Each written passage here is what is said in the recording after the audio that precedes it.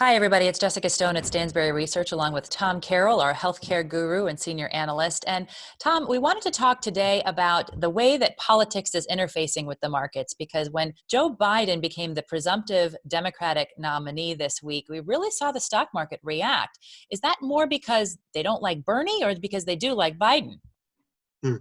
Yeah, that's interesting. I think it's more that Biden would be more of the status quo, if that makes sense. I think he's less of a really record scratch, big change kind of guy. I think he's more in line with the current administration, believe it or not, with some of the major policies that are out there. And I think generally from a Wall Street perspective, I think that's what institutional money managers want right now. They don't want a lot of upheaval, a lot of policy uncertainty. And I think if you're looking at Bernie Sanders versus Joe Biden, you get a little more stability with Joe Biden. All right. So now that we know we have a Trump Biden competition coming up, what sectors are most likely to benefit from a Biden presidency should he win? Yeah. Again, I'm not a market strategist, but I think if we think back to when Biden was under Obama in his administration, and we look to the major policy events of that time, and you look to kind of what happened then versus what did Trump redo, I think I would focus kind of on like three things. The first would be the environment. I think Joe Biden is a supporter of environmental causes. We've seen that most recently with the Paris Climate Agreement that was rolled back by the current administration. I think that a Biden presidency would be more pro-environment. So what does that mean?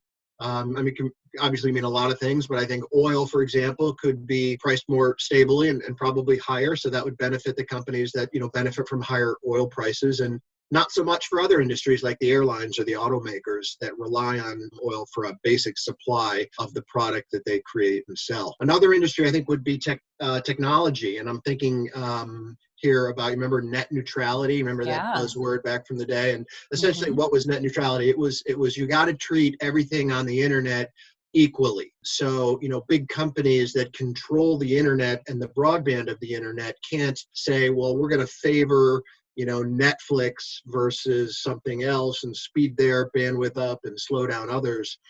So again, Obama and Biden put in place a big net neutrality piece of legislation that again was rolled back. Mhm. So I think you'll see more net neutrality, more internet type level of the playing field that potentially benefits all the streaming services that are out there right now, and certainly reduces the power of companies like Verizon and Comcast and AT&T and other controllers of the broadband of the internet right now. So again, pluses and minuses there.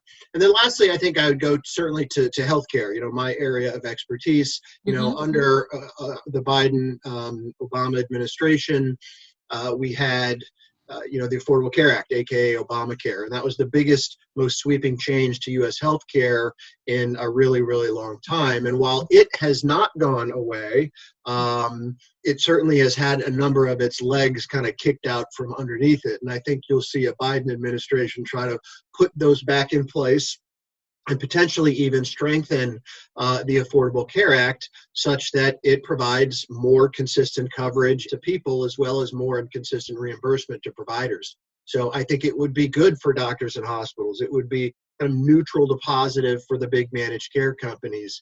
I think it would be more constructive with, I think you probably see more price controls on pharma and perhaps even on the medical device companies. At the end of the day, certainly a lot more people would be covered, and it would be moving the ball in the right direction relative to healthcare in this country. And again, no, I'm not making any political statements here. I'm just trying to look at, which way the winds were blowing and may blow again and try to profit from it. But so those three things come to mind for me.